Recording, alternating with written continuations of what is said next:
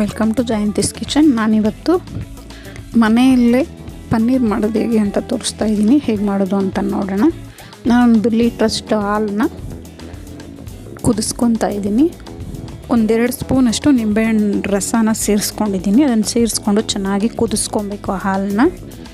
ಹಾಲು ಕುದೀತಾ ಈ ರೀತಿ ಒಡೆದೋಗುತ್ತೆ ಹಾಲು.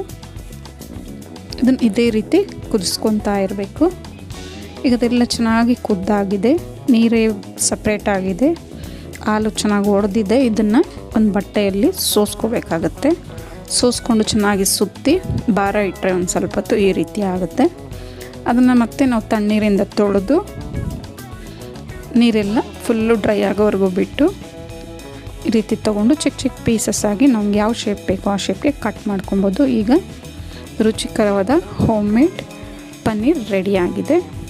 ಈ ಸಿಂಪಲ್ ರೆಸಿಪಿ ನಿಮ್ಗೆ ಇಷ್ಟ ಆದಲ್ಲಿ ಲೈಕ್, ಶೇರ್ ಆ್ಯಂಡ್ ಸಬ್ಸ್ಕ್ರೈಬ್ ಮಾಡಿ. ನಿಮ್ಮ ಅನಿಸಿಕೆ ಅಭಿಪ್ರಾಯವನ್ನು ಕಮೆಂಟ್ಸ್ ಮೂಲಕ ತಿಳಿಸಿ. Thank you for watching.